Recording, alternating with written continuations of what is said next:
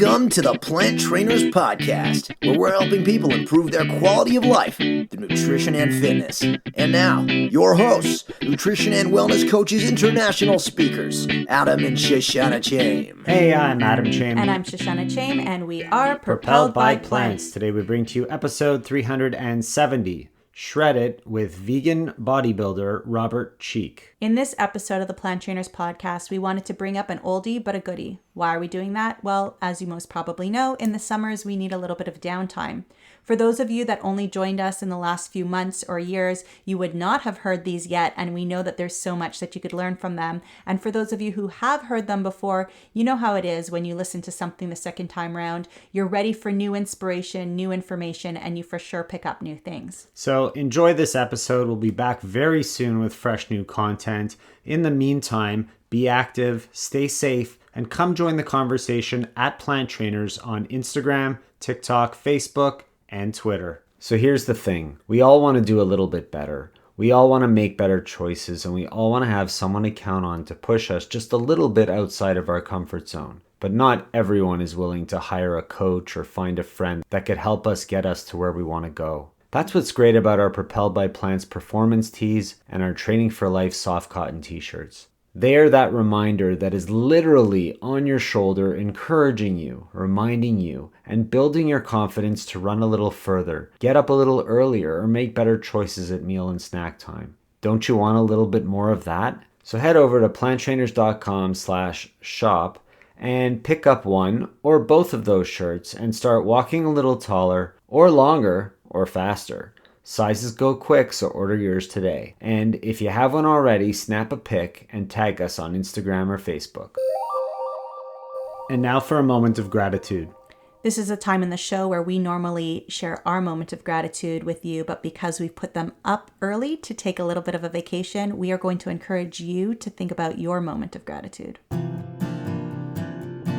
Hey, so we're here with Robert Cheeke. How are you doing today, Robert? I am great, Shoshana. Thank you for asking. I appreciate you having me on the show today. We are honored to have you here today. And before we get into things, we wanted to know if you were willing to share your moment of gratitude with us today. Yeah, absolutely. So at the moment, I'm grateful for a lot of things, but I'm feeling a lot of gratitude for my partner, my girlfriend, Karen, who is the person who makes most of my meals and handles all the book shipping and really runs so much of behind the scenes with Vegan Bodybuilding and Fitness and books my tour schedule and arranges for all kinds of great opportunities, from podcast interviews to international tours. We're off to Australia next month and all kinds of wonderful things.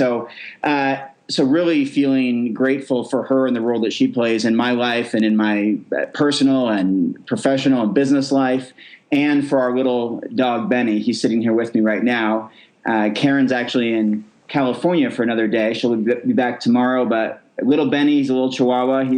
He's here with me right now. He may chime in later if he wants to say hi. He might bark a little bit, but he's a very cute little guy. There's plenty of photos on Facebook, Twitter, Instagram. He's kind of the star of the show. So feeling grateful for my two main immediate family members there. So Robert, that's awesome. I'm really excited to have you on the show today. I've been following you around for a while. As you may know, I'm a phys ed and fitness instructor, and I have students that I deal with in the fitness room when it comes to bodybuilding and working out. So it's really exciting to have one of the most famous vegan bodybuilders on our show with us today. So thanks a lot for being here. Really appreciate that. Well, thanks, Adam. Thanks for having me, and thanks for reaching out. And I know we've been in touch for some time now, and it's good to finally connect in this way. So I appreciate the opportunity, and I think this will be a fun conversation today. For sure. And let's maybe start with telling people a little bit about yourself. And I know that you grew up on a farm and you became vegan at a young age. So maybe you could just tell us a little bit of the background story. Yeah, just a little brief history. I grew up on a farm in Corvallis, Oregon.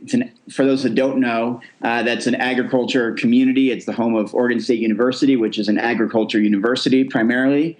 And a team I still root for in sports, go Beavs, and hometown pride. And I was in 4-H. I was raising animals to show at the county fair, the state fair, and would eventually often sell those animals at the auction, not really knowing where they were going. The moment I made that connection, which was from the influence of my older sister Tanya, I decided that I would become vegan, not really knowing what that was. I just knew I didn't want to contribute to animal cruelty and suffering anymore. You'll have to remember, this is before the internet. This is in the mid-90s, 1995, about a year or two before the internet. So I didn't have a lot of technology resources. There were certainly books out there, and there were other people and leaders and other individuals I could talk to and read literature and read books and have conversations. But there was some learning along the way back in those early days, but it was primarily for animal rights that I adopted a vegan lifestyle back in late 1995. And at what point did you get into bodybuilding? That was about 5 years later. So it's an important context, I think, that when I was in 8th grade, so I mean a teenager at this point, about to go into high school, I weighed 89 pounds. I mean, I was a pretty small kid. When I was finally in high school, I was barely over 100 pounds. And probably about 103, 105 pounds maybe my freshman year. And when I became vegan as a sophomore in high school, I weighed 120 pounds. So still pretty small kid. And I was a 5-sport athlete. So, I mean, I was pretty slim. I was a distance runner, basketball player, soccer player, involved in track and field in almost every event that I could possibly do. I played tennis. I was really, really active, but I certainly wasn't very big or strong. But that's something that I really grew up wanting to be. And I'm not sure if it's just because we often want something that we don't have, or we crave something that we've never experienced, and we see other people maybe experiencing it, and we want that for our lives. I'm not exactly sure why, but I did want to be a pro wrestler back in the day. And so watching people like Hulk Hogan on TV and cartoon superheroes like Captain Planet and He-Man, positive figures who were doing good things, who were also really muscular, was something that appealed to me. So about 5 years later, after I became vegan, I did run cross country in college for 1 year at Oregon State University. And it was really the next year that I decided I wanted to lift weights and give that a try. And as some people know from my books, I struggled at first. I mean, I was full of enthusiasm, and I was really excited. I didn't know the sport of bodybuilding. I wasn't even aware of it, but I knew I wanted to lift weights and get stronger. And after an entire year of being really enthusiastic about this, I gained 1 pound. And so it was pretty discouraging at first. Something that maybe wasn't in the cards for me. Maybe I should do something different with my time. I mean, here I am, a college distance runner. Maybe I should just pursue this. I'm pretty good at it. But I stumbled upon a book called Body for Life by Bill Phillips the very next year, and I applied the principles in that book, and I gained 19 pounds in 12 weeks, 28 pounds in 10 months, and officially became a bodybuilder as a result. And it was really those principles of consistency, accountability, and transparency that changed my entire outlook, not only on fitness, but on life. And I started to become more successful in academics, my personal life, in fitness as a result of that influence. So now you're on to another book. You just published the book Shred It. And what inspired you to write that book? Well, what inspired Shred It was, if you're familiar with my first book, I was really sharing a lot of my personal examples, personal stories, my background, what made things really successful for me in the sport of bodybuilding. Kind of like I just shared with you, I was influenced by Bill Phillips and the Body for Life program. I ate a lot of calories, a lot of protein, was using lots of supplements, eating a lot of processed foods. And this is a combination that worked for me to put on a lot of weight quickly. I went from weighing 120 pounds when I became vegan to 195 pounds. And so I gained quite a bit as a vegan. And really, that's what inspired veganbodybuilding.com and that whole community in those early days, was because I was able to significantly add muscle on a vegan diet and lifestyle back in the early days of the internet, and I was able to tell a compelling story. And so I told that in my first book, Vegan Bodybuilding and Fitness, but it was mostly about me, and it had all those components that I just mentioned. But right after I worked for Forks Over Knives, I took the Dr. Colin Campbell Plant-Based Nutrition Certification course in 2012. And it was that course that really challenged the way that I look at protein, at caloric density, nutrient density, supplementation, processed foods versus whole foods, and a number of other topics. And because of the coursework that I was asked to do, or that we were all asked to do in the course, it really challenged my approach and challenged my way of thinking, and really invited me to try something new. And so I did. I was skeptical at first. I really wasn't sure that a low-protein diet or relatively low-protein diet would be conducive to building muscle and the sport of bodybuilding, lifting weights, getting stronger, maintaining muscle, or building muscle. And I was pretty convinced that supplements were a major factor in my own personal success and in the success of dozens of my vegan athlete colleagues, especially my vegan bodybuilder colleagues.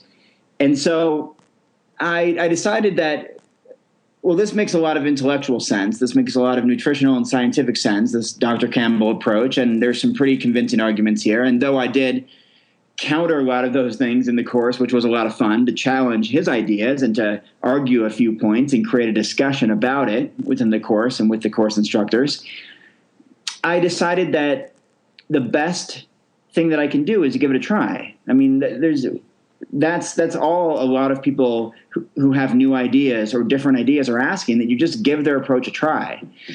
And so I did. I gave it a try, and I stopped supplement use back in 2012, which, by the way, is carried on to today, to late 2015. So I stopped supplement use. I started eating essentially exclusively whole foods. I mean, I'm sure a few burritos here and there slipped in, maybe a sandwich or wrap or something like that, but it was primarily whole foods, right, whole plant foods, I should say. And I noticed great results. Strength gain. I was stronger than I'd ever been. Lots of energy. I set a course record in running back in 2012. It still stands today, in 2015. Even though I hadn't run in 10 years, because I'd been bodybuilding for 10 years, I decided to do a little bit of running, and it had great results in that. Like I said, got stronger than I'd ever been. And today, 3 years or 4 years later, whatever it's been, I'm still following the same approach. And right now I'm probably another 10 pounds heavier than I was or more when I took that course. And I continue to put on muscle on a whole food plant-based diet. And that's what I wrote Shredded for. I really wanted to honor Dr. Campbell, honor Forks Over Knives, honor my new approach to nutrition and fitness, which was fuel yourself with real food. I mean, eat real food for real energy, for real strength, for real results. And this book is 300 and something pages with no supplements, no processed foods, no oils. I mean, 75 recipes that are just whole food based, and has very strong chapters on really understanding burning fat and building muscle, which are the goals that 99% of us share. We share one or both of those objectives, but I argue that maybe 99% of us don't know how to really achieve those. And so I really wanted to lay that out there for people in an easy to understand way. And you did a really good job of doing that. And I really enjoyed the book, and I use it as a resource now for my students. And one of the things that, I learned a lot of the same things when I was in that plant-based nutrition course with Dr. Colin Campbell as well. And I've really adopted a more whole food plant-based lifestyle myself. So has my family. And that's something that we try to pass on to a lot of the clients that we deal with currently. And one of the things that keeps coming up in my fitness class from my students is, how are you going to possibly build muscle just eating plants? Where are you getting all your protein from? That's the most common question everybody gets now, all the vegans. Where do you get your protein from? But how do you find taking away the animal products makes that difference? And my response is always, well, you recover so much faster. There's so much less inflammation. You feel better. You're more energetic. There's so many. Work out faster. Absolutely. And so being able to build muscle just becomes automatic. Right? But not having that protein, or not enough of the protein, is that a problem? No, here's the thing. And, with all due respect, it's to people listening, to people who have these questions, it's this question that you initially posed: how am I possibly going to build muscle on a vegan diet or get enough protein?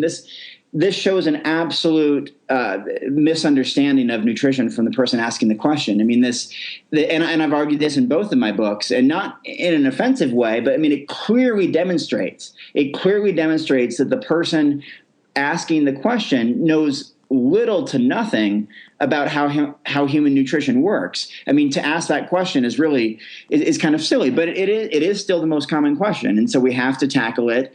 And I think your answers are good. And what I would also say is that when you eat plant-based whole foods, you're going to the main primary optimal sources of nutrition. I mean, the place where you get your primary sources of vitamins, minerals, antioxidants, amino acids, fatty acids, fiber, all of these wonderful things that play an important role in energy production, recovery from exercise, health in general, protecting our body, protecting our cells, all these different things.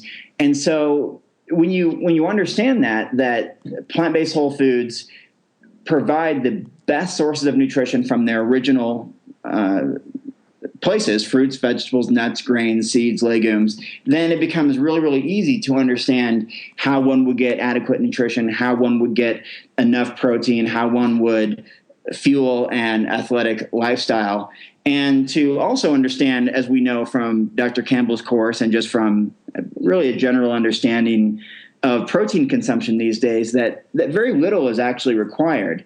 5 to 10% of our calories are really necessary to come from protein. I write in my book that we should, or I argue or suggest that 15% of calories coming from protein is just a little bit more practical, because to achieve only a 5 or 10% protein intake, you're probably eating just fruits and vegetables. The moment you add legumes, grains, nuts, seeds, some of those much higher protein content foods, your total percentage of protein consumption is going to go up. So anyway, I think you're right. The thing you both said and chimed in, that increased energy, improved recovery, reduced inflammation, all of these things are byproducts of a whole food plant-based diet. And really what I encourage people to do is to give it a try. I mean, you have nothing to lose, and maybe some weight. Yeah. I mean, what's the biggest concern is that, I might lose a little bit of muscle mass. Well, are you on the Olympic team? That's what I tell my students all the time. Are you training to be bodybuilders, or are you training to be fit, healthy, and functional human beings? Yeah. Do you have a 7-figure contract with a major brand? You have to uphold and follow their strict principles. Are you in the NFL or CFL, and you're held to specific guidelines? Are you the number 1 ranked athlete in your entire country? We don't fall into that category. And even if we did, we would likely see an improvement from a whole food plant-based diet as an athlete. And so again, there's nothing to lose there. And so, I had this conversation with someone recently, and when you put it in perspective, he just had a big laugh, really, because he's a weightlifter like me, but we're not talking world class representing our nation in the World Championships or Olympic Games. We're talking about a hobby, something that's fun. Our career is not based on it. It's something we enjoy doing, and so it's worth giving it a try and experimenting and documenting progress and seeing how things go after a few weeks or after a month or after 2 months. And if you really understand basal metabolic rate, Harris-Benedict equation, caloric expenditure, caloric intake, nutrient density, caloric density, that's really, those 4 components are the things that you really need to understand to create your own nutrition program that's based on your own individual caloric expenditure and what your own specific goals are, to build muscle or to lose fat or to maintain or whatever the case is. And all of that can be adequately and sufficiently completed on a whole food plant-based diet as any athletic pursuit could be. And protein can be found in every single food. I mean, how often are we finding people that are protein deficient, right? So everybody's in this reductionist view still, and we need to be looking at the whole food and eating the whole food to get the benefit out of it, right? Yeah, one thing I've often said, I actually wrote it in an article yesterday for Forks Over Knives, should be on their website, in the coming weeks. But and I've said it many times, is that you're more likely to experience a calorie deficiency before a protein deficiency, as long as you eat adequate calories based on your own individual metrics and your own expenditure and your own caloric needs. It's essentially, in a first world society, it's impossible to be protein deficient, because you only need 5 to 10% of your calories coming from protein. And you will, if you're eating 2,500 calories, 3,000 calories a day, or 3,400 like I am, by default, you're going to get plenty of protein, and it's absolutely nothing to worry about. In fact, I think it's totally unwarranted. I've never, in 20 years as a plant-based athlete, never come across a protein deficiency in all my years of touring and speaking and traveling. I don't know that it really exists in a first world society when we have access to proper nutrition and calories, unless there's an eating disorder involved, which then again, it'd likely be a caloric deficiency as well. So it doesn't exist. This thing that we fear the most doesn't actually exist.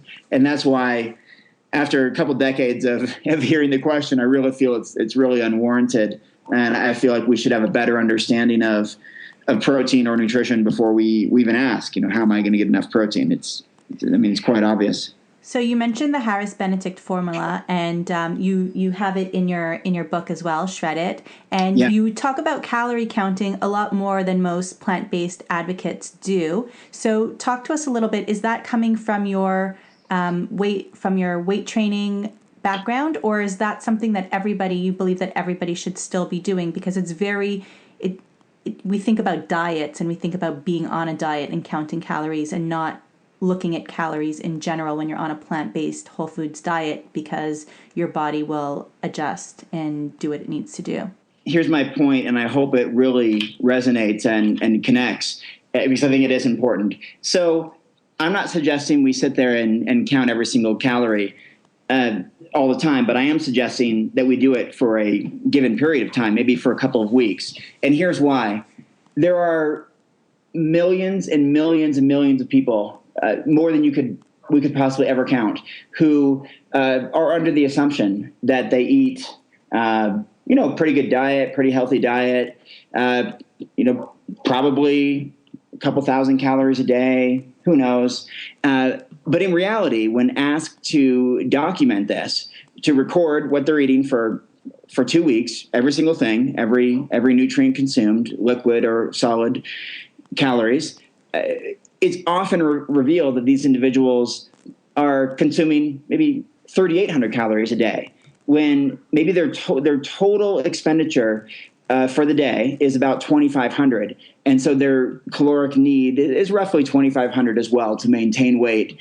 And here they are eating in excess of 1,300 calories every single day, which compounds, which is close to 10,000 for a week, 500,000 or so, or whatever the case is, tens of thousands, hundreds of thousands over the course of a year. I mean, this can be very problematic, and we wonder, as a society, how did I gain this weight over the years, or why don't I have as much energy as I would like, or why am I unable to burn fat, or why am I unable to do this? Well, oftentimes it's because we're totally not transparent or aware of what we're really doing. I give these examples in the book as well, and of course I experienced this myself. I mean, when I was first getting into bodybuilding, first lifting weights, I gained 1 pound over the course of an entire year, and that's because I never put myself in a position to be successful. I never got myself in an anabolic state where I was consuming more calories from quality sources than I was expending. I was training like crazy. I was 19, 20 years old. So I was working out a ton, burning tons of calories, and I wasn't eating all that much. And so I never put myself in a position to achieve the results I was looking for, just as hundreds of millions of people, if not billions of people, who are trying to burn fat, trying to lose weight, trying to tone up, are never putting themselves in a position to do that because they have no idea how many calories are in processed foods, in oily foods. I mean, oil has 4,000 calories per pound. I mean, you can take a nice healthy salad that should be 200 calories in an entire big bowl and cover it with an oily dressing, and now you have this 1,000 calorie, 80% high fat food that we call a health food because we think it's a salad, but it's not anymore, and it's a high fatty junk food, maybe more fatty than even a pizza or a burger or something. And so I often think we're fooling ourselves, and I think it really matters to take a look at what we're really doing, especially if we're not achieving the results we're looking for. If things are going okay, if things are going fine, like, yeah, I'm getting great results, I'm building lots of muscle, I'm burning fat, I'm seeing the results I'm looking for, then perhaps it's not that big of a deal to acknowledge what your caloric consumption is like. But I guarantee, and I say this on tour all the time, there's so much more great information coming your way. But before we get to that, we wanted to give an extra shout out to tell you we appreciate how much you care. Because of your contributions, no matter how big or small, you've helped us to cover hosting and production costs, as well as give a bright young intern a chance to work with our compassionate company. For those of you who want to help support the show, support learning opportunities for young plant-based students and compassionate causes, you can do so at patreon.com/planttrainers or click the link in the show notes. And now back to the show. There's always people we know out there. There's always tons of people we know who should be eating maybe 2,500 calories a day based on their metrics and are eating 4,000, and they have no awareness of it because they just didn't know that they didn't know how many processed foods they were eating. They're not aware of it. Had no idea that vegan ice cream or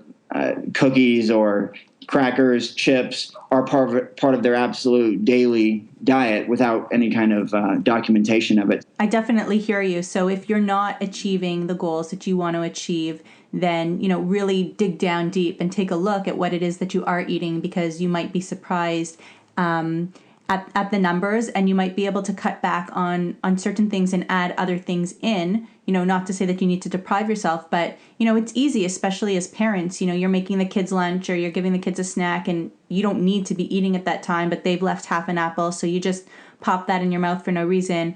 All of those things kind of add up. So if you're not achieving your goals, dig a little deeper and take a look at those numbers. Yeah, and I think you become aware too. You understand how many calories are in a slice of bread, in a banana, in an apple. It becomes second nature, and it's not. And that's why I say, I don't count calories these days because I have an awareness of approximately how many calories are in the food items that I typically eat, and so, or at least for the most part, and so. It's not something that I concern myself with these days, but definitely having some sort of foundation or baseline understanding of it, I think, can really help people get on the right track. And it just brings some more awareness to what we're doing and allows us to make any adaptations or changes that we need to. Now, Robert, you posted an article not long ago called 5 Quick Tips to Get and Stay Fit. And I'm going to post a link to that article in our show notes as well. But your first tip was to determine what you want to achieve in the areas of health and fitness. And then you go on to say, be specific. You're setting your goals here is what I'm getting. And it's interesting because I just posted one of my YouTube videos, I think it was last week, that talked about finding your why. And I think that's really what you're getting at here in setting your goals and setting your mindset and really understanding why. And in your book, Shred It, you actually got into some great detail to try to get your readers to answer some deep questions to really figure things out. So can you just talk a little bit about the mindset and setting goals and how to succeed? Yeah, absolutely. I think this is one of the fundamental aspects that is of great importance, and I think it's highly overlooked. I mean, every single one of us wants to achieve something. We all have ideas, wishes, dreams, hopes. We even tell our friends about them. We make tweets. We post on Instagram and Facebook that this is what I want to do.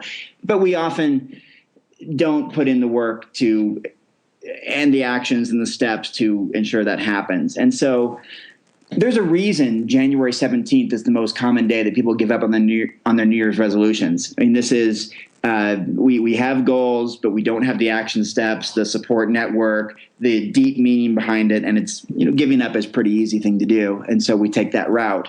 And so what I'm trying to do in this section of the book is put people on a path where they have deep meaning behind their goals, dreams, objectives, and will put in the work because it means something. It means something special to them, and they want to achieve, they want to succeed, and they don't want to get to that January 17th point and give up because they want to ensure this becomes a reality, this objective, whatever it is. So it is a lot about finding your why, and but also very importantly, it's being honest about what we're willing to do to make it happen. Many of us, we have this goal in mind, and we want 100% of the return on a 40% investment, and that's it's just not how things work. And that's how we get to that point where we give up, or we give in, or we say this is too challenging, or maybe it's not in the cards for me. It's not really my genetics. I'll stick to something a little bit smaller. Maybe stick to something that I'm used to.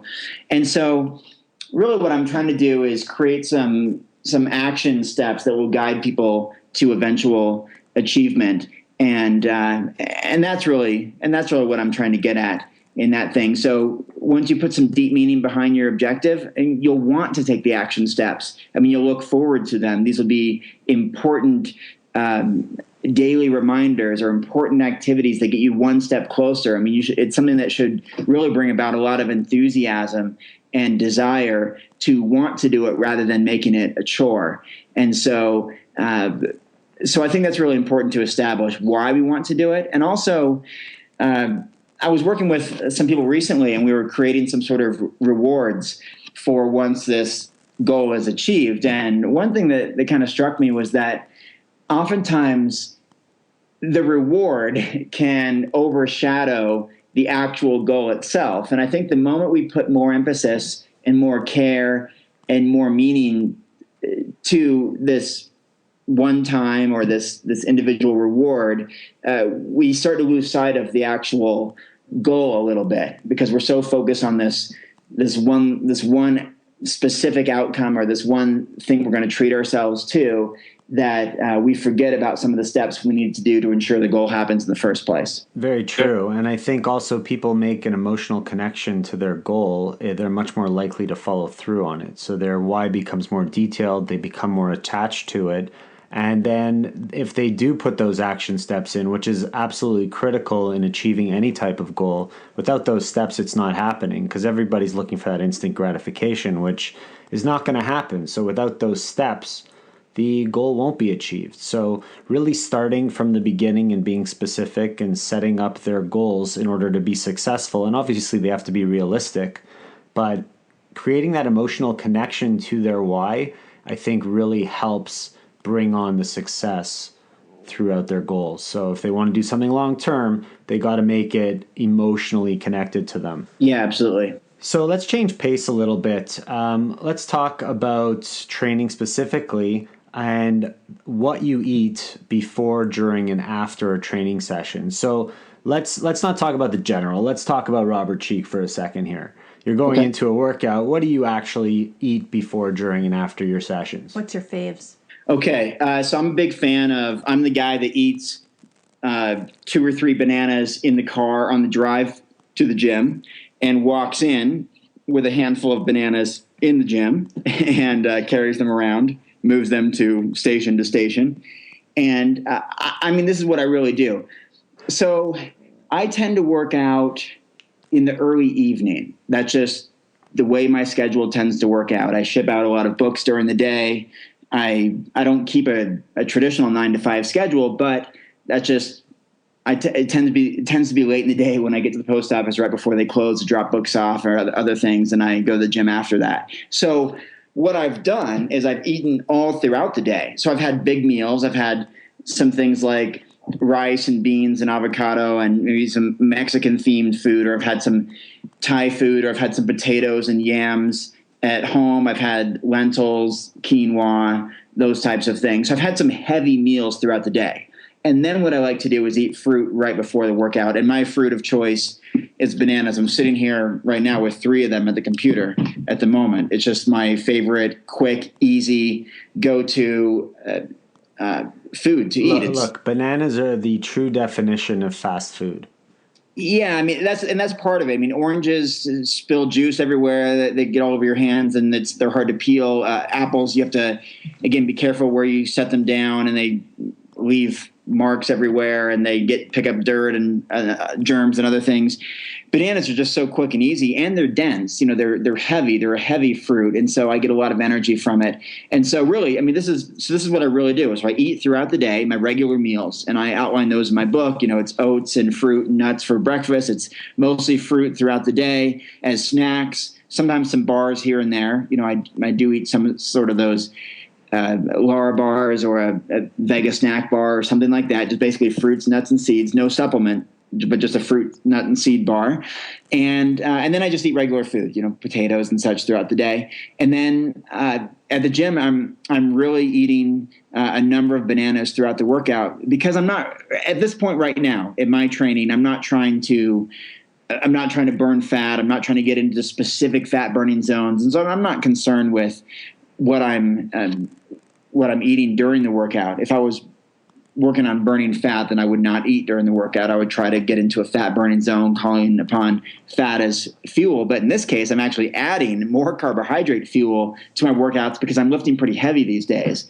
And that's what's fun for me at the moment. My goals change all the time. My objectives change all the time. Right now, I'm really enjoying lifting as heavy as I can. And so I need that extra fuel to bring out the best. And bananas happen to be easy to digest. They're quick. They're not messy. I can carry them around in the gym. They're in their shell. They're not going to get dirty. And that's how I really do it. And then afterwards, you know, this is one of the things that's the most compelling and most interesting about my new approach. And it's hard for bodybuilders, I think, to grasp because it's like unheard of. If you remember from my first book, my early bodybuilding days, if I were to finish a really tough workout, let's say a chest workout, 90 minutes, bench pressing just as heavy as I can, I mean, 1 rep max where I just can't lift anymore. And I do this set after set for 90 minutes. And I would come home. Actually, I wouldn't even get home. I would stop at a store and get a package of a vegan deli slices, tofu, you know, Eve's veggie cuisine, like vegan bologna. And I would just rip the package open and eat a couple packages. I don't eat the individual slices. I would just gnaw on the whole chunk, the whole stack.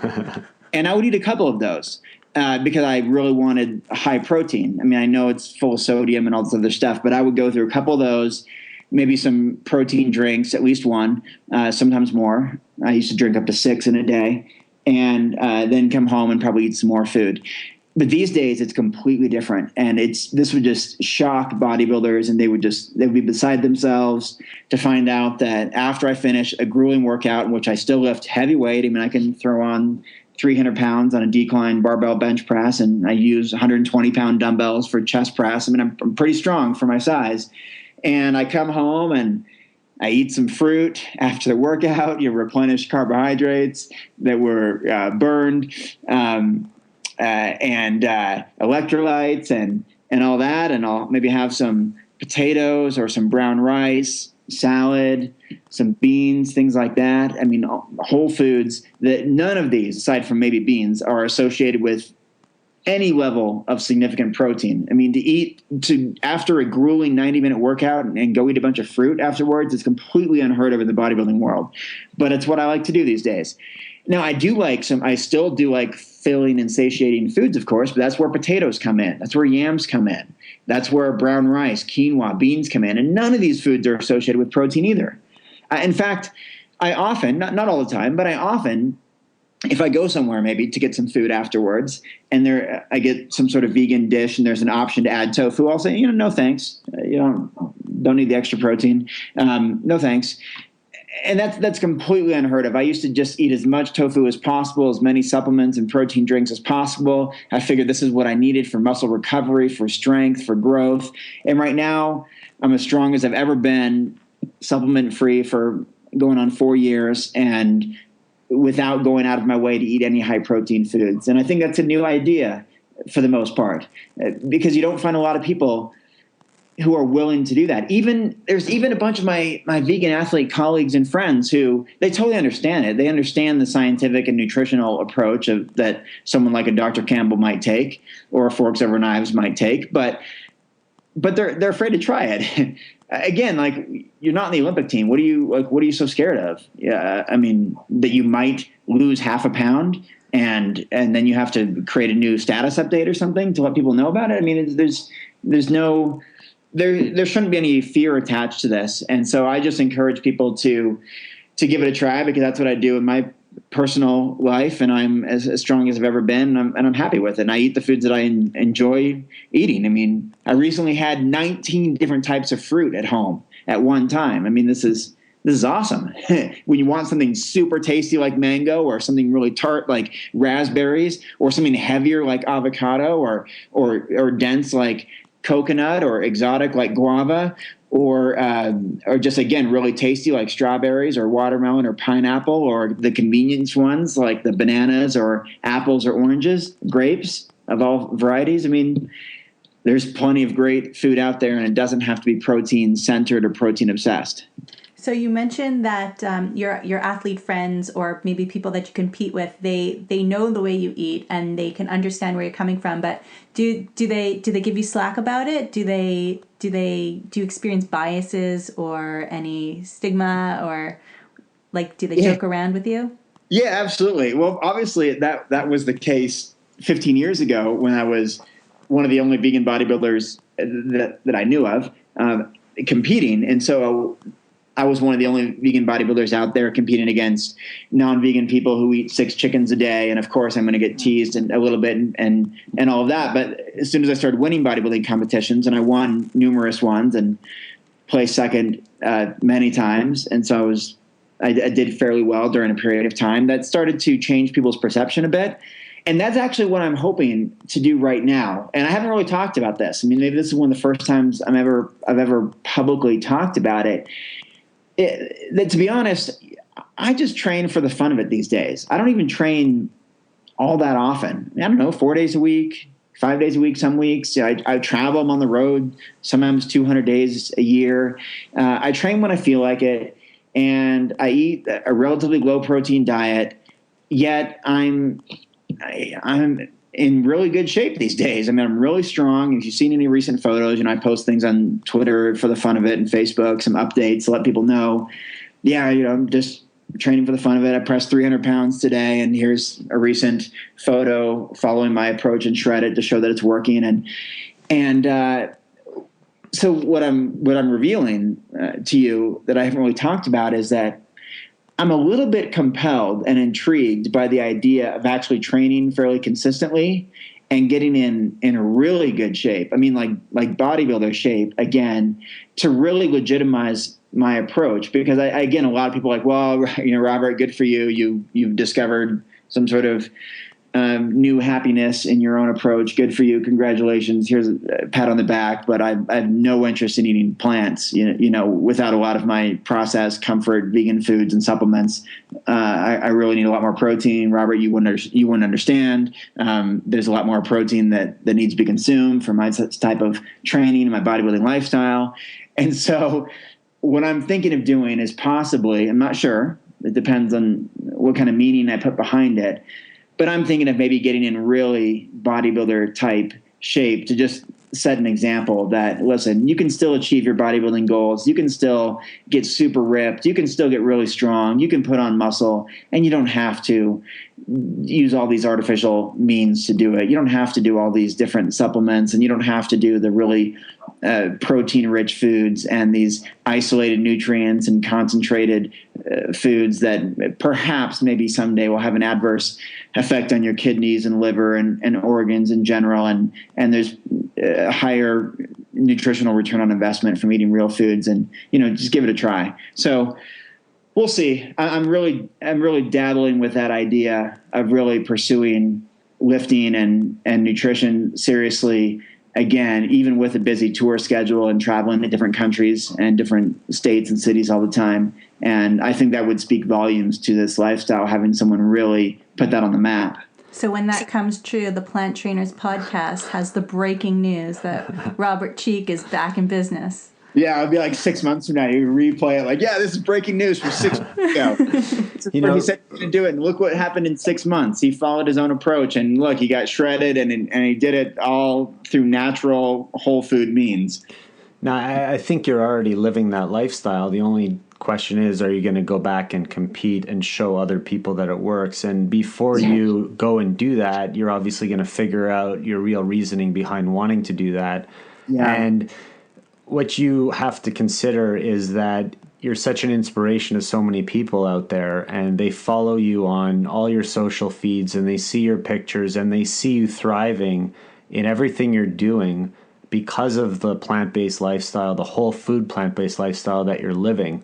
So remember that it's not necessarily going to be you going back into competition that's going to wake people up. It's what you do, the little things you're doing every day that's making a big difference for a lot of people that are watching you. Well, I appreciate that. And I'm fairly self-aware, and I do recognize that too, that I probably don't have to compete. I mean, especially in today's digital era and social media context, there's some tremendous vegan athletes. I mean, look at Frank Medrano and all these other guys who've never competed in bodybuilding. They don't need to. He has 3.9 million followers on Facebook.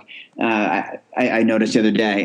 He's a friend of mine. And Vanessa Espinosa has never competed, but has one of the best female vegan athlete muscle physiques on the planet. No question, by far, end of story. She's actually my training partner out here where I'm currently living in Colorado.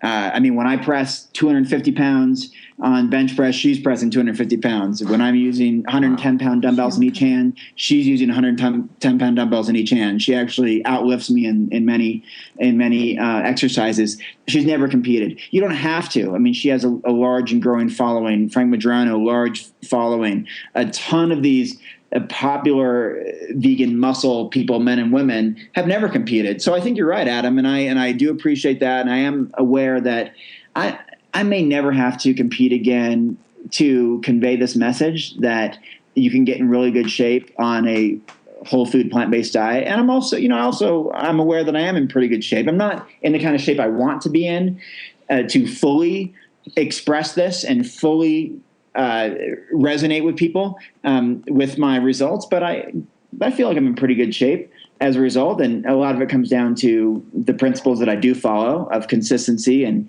adaptation and accountability and transparency. But it's funny you mentioned that. I actually was thinking about that even yesterday, about maybe, who knows, I'm 35 right now, maybe I will compete again. I know friends who started their bodybuilding career, the competitive part, on stage at age 55. That's 20 years from now for me. So I have competed for 10 years or more, and but not really in the last 5 years.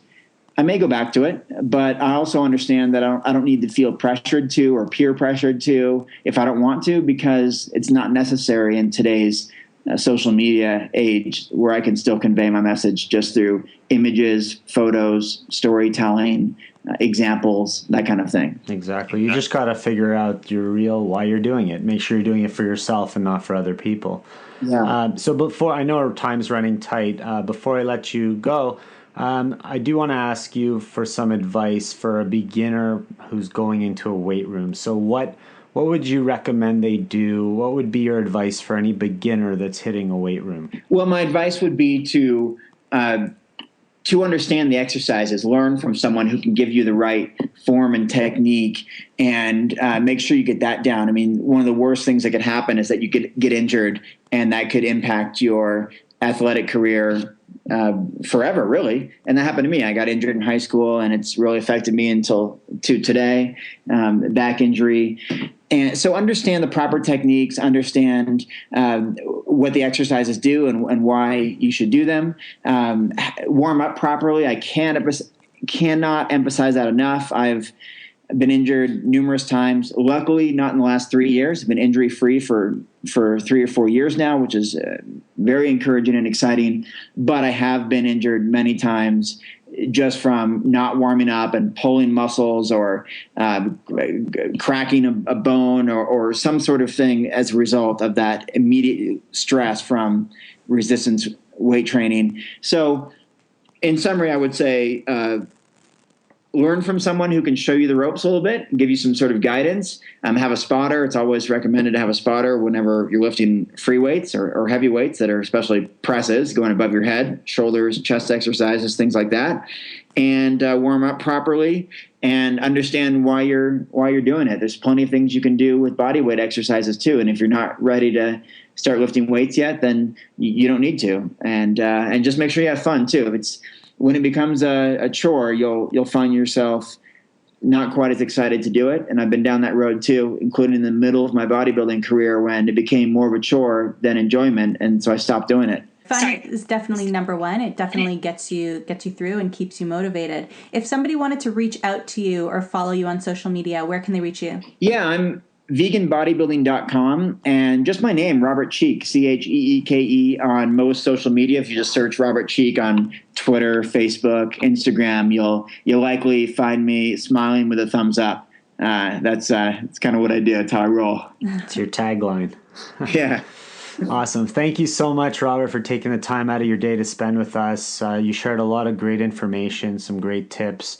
And hopefully people listening will really learn a lot from it and follow you around and keep it up. Keep up the good work.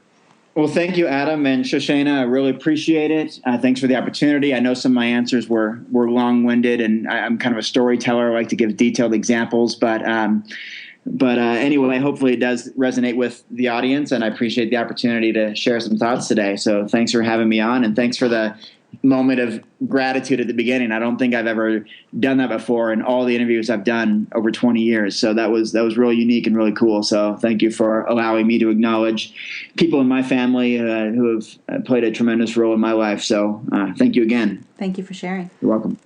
Thank you all so much for listening to this edition of the Plant Trainers Podcast. We want to make sure that you subscribe on iTunes, Google Play, iHeartRadio, Stitcher, or any other podcasting platform. We really appreciate the feedback we receive from you. Every time we get a 5-star rating or review on iTunes from one of our fans, it really helps other people find us just like you did. Thanks so much to our patrons. To become a patron, visit us at patreon.com/planttrainers. Even supporting us with $1 really makes a difference in the quality of the show. And don't forget to connect with us on Instagram and Twitter. Our handle is @PlantTrainers. Like Plant Trainers on Facebook, join our newsletter, and check out our website at planttrainers.com for awesome recipes, a list of our services, and of course, our latest podcast. We encourage you to email your questions to info@planttrainers.com so that we can help you improve your quality of life through nutrition and fitness. So we hope we've inspired you today. Join us again next time and have a healthy day. Or is that too corny? It's a little cheesy.